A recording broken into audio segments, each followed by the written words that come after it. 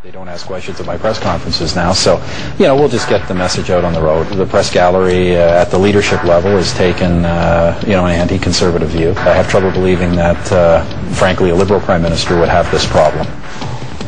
Interesting, eh? Harper was reacting to this. Tuesday in Ottawa, the Prime Minister announced a $40 million aid package for Darfur in Sudan, but there were hardly any reporters in sight. Why? Well, because about 24 of them walked out on the PM when he refused to take their questions. You see, Stephen Harper does not want to hold news conferences unless his staff can control who can ask the questions, and they want to do it from... What happens in Canada is interesting. We have the greatest concentration of ownership of the media in any major Western democracy by far. Not only is it a concentration of ownership of the media, but it is a cross-ownership as well, where in many markets the same people own the television stations and own the newspapers as well, which is something that would not be allowed in most other Western democracies. And the very conservative newspaper publisher then goes out and hires a very conservative newspaper editor. And the very conservative newspaper editor then goes out and hires very conservative newspaper columnists. So you tend to get a steady stream of stuff that doesn't reflect the opinion of average Canadians. Canadians are misled almost every day on a daily basis in the stuff that they read. And I put together this book after 3.5 years of research with the view in mind to say, hey, this isn't really what is happening in our country.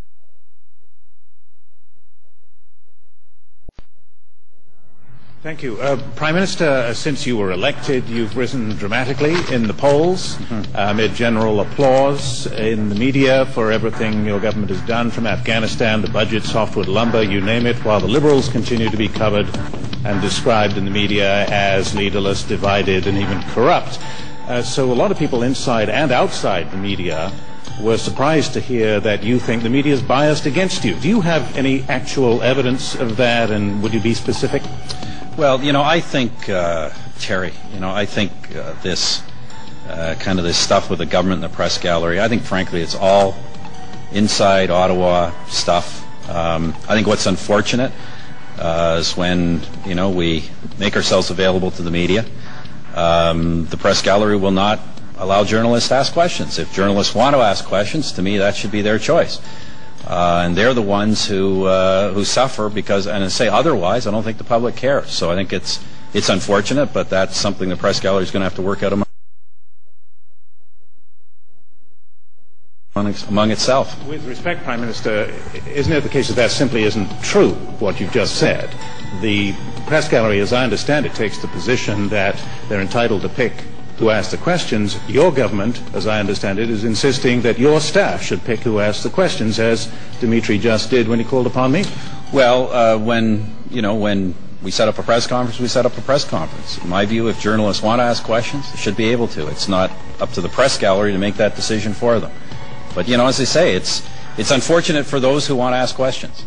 And I think a lot do. But as I say, I don't think they don't get to ask their questions. I don't think anyone outside of Ottawa cares. I think that's what's unfortunate. Why is it so important, sir, for your staff to pick who asks the questions? Fairchild Television.